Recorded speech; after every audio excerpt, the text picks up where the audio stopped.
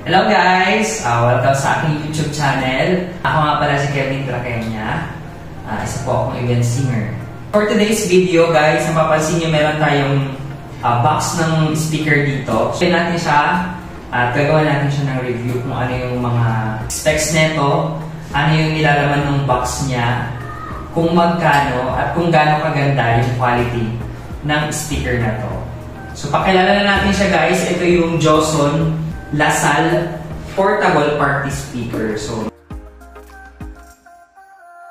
mapapansin natin dito, itong watts niya is 1000 PMP. Malakas to guys kapag kung sa bahay gagamitin at sa outdoor.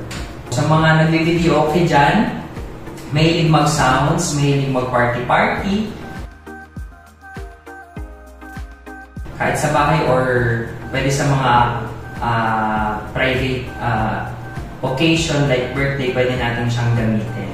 So mga naghahanap ng speaker na Bluetooth, pang universal, pwede mong gamitin sa lahat. At syempre, murang-murang halagang portable speaker. Nabili ko lang ito guys, itong Joson na LaSalle Portable Party Speaker for the price of 6,500. So murang-mura guys compared dun sa ibang mga brand na sobrang mahal pero same lang yung quality. So huwag kayong maalis dyan guys kasi bubuksan na po natin itong LaSalle Portable Party Speaker at i-check natin siya. Gagawa natin siya ng sample syempre. Hindi mawawala yun kasi yun yung mga inaabangan talaga ng lahat. So huwag kayong maalis dyan. Let's start.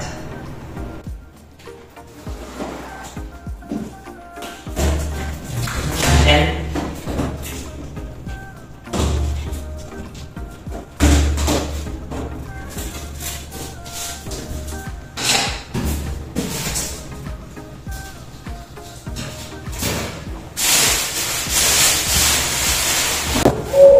there it is. So ito yung speaker niya.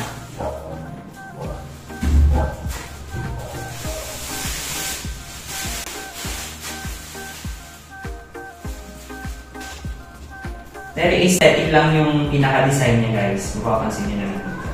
So kasama dun sa mga box niya, pag nag-box mo siya, meron siyang kasamang wireless na speaker. So built-in siguro to. At syempre, hindi mawawala yung kanyang manual. Yung manual siyang kasama, hindi mawawala yun. Meron siyang cord. Siguro pag i-charge mo siya or gagamitin mo siya ng low bat, pwede. Then it comes with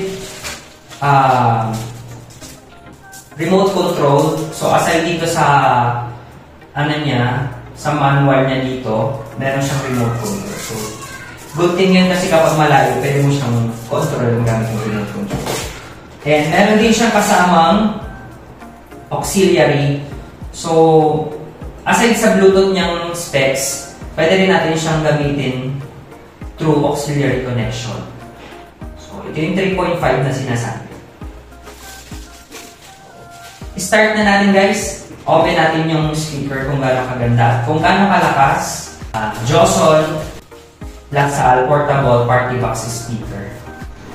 So na-unbox na natin guys tong LaSalle Portable Party Speaker. So mapapansin natin nasa pinaka-top yung mga buttons niya. Ito yung pinaka main volume. Tapos meron siyang may on and off. Dito yung on and off niya. May equalizer siya. So meron siyang pause and play, next and previous, at meron din tong bass kung gusto mong i-adjust yung bass niya. So open na natin guys ha. So mali. So kapag hindi ganyan nag-open, it meaning meron itong pinaka main switch sa, hanapin natin kung nasaan. Baka meron dito sa likod. Ayan. Open natin to. O yun, andito pala yung main switch sa likod. Ito yung main switch. At meron siyang dalawang input ng microphone and guitar. So, pwede kayong gumamit dito ng mga instruments. So, pwedeng sabay. At dito yung kanyang AC output. Pag i-charge mo itong pinaka speaker niya. So, in-on na natin, guys.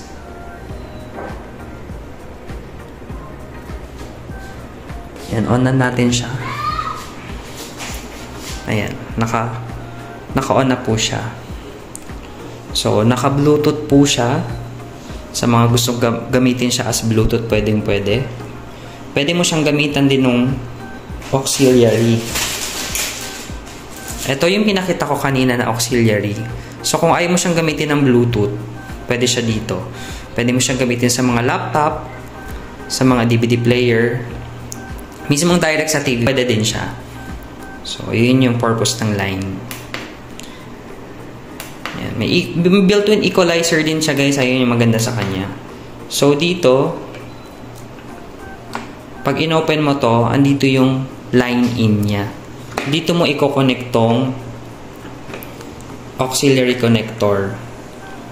Tapos, kung gusto mo lang din siyang i-play via USB, yung music mo manggagaling dun sa USB, i-plug mo lang siya dito. So, balik tayo ng Bluetooth. So, naka-Bluetooth po siya. Sa mga gusto gamitin siya as Bluetooth, pwede. Aside sa Bluetooth, meron siyang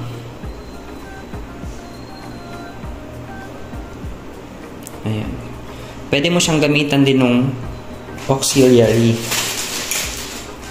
Ito yung pinakita ko kanina na auxiliary. So, kung ayaw mo siyang gamitin ng Bluetooth, pwede siya dito. Pwede mo siyang gamitin sa mga laptop, sa mga DVD player, mismong direct sa TV, pwede din siya. So, yun yung purpose ng line. Ayan. May built-in equalizer din siya, guys. Ayun yung maganda sa kanya. Ayan, so naka-Bluetooth na, guys. Connect natin siya sa isang cellphone natin para ma-check natin yung kanyang music. So, hanapin ko lang. Ito, lumabas na yung Joson Lasal. Ayan, connected na siya. And punta tayo sa ating YouTube Music.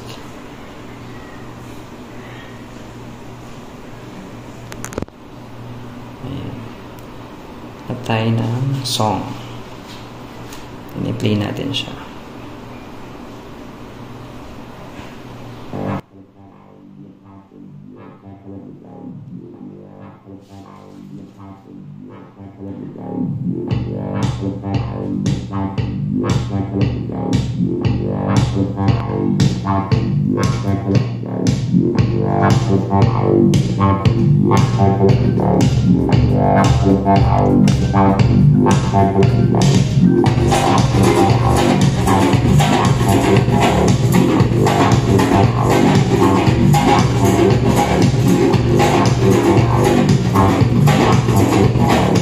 Ayan. So, ayan yung tunog niya, guys, sa music. So, malakas din siya, no? So, gagawan din natin siya ng sample kapag may gamit siyang microphone or gagamitin mo siya sa video, okay? So, dyan lang kayo, guys, kung aalis.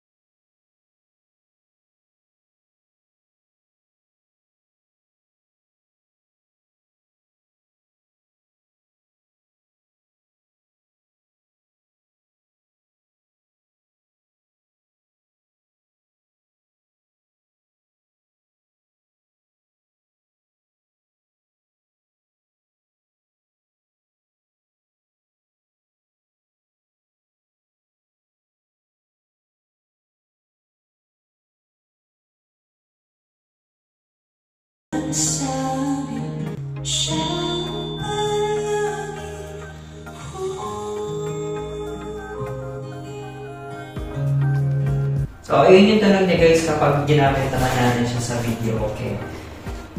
Using the Joson microphone speaker pa rin. So, ang ganda din ang tanong niya, nasa combination siya. Perfect match po yung Joson speaker at yung Joson nating LaSalle Party Box speaker. So, yun yung kagandahan niya guys. Portable speaker na siya, Bluetooth, at marami siyang mga built-in specs na talagang magagamit natin. So, highly recommended dito guys sa LaSalle portable speaker na to. So that's it guys. Thank you so much for watching.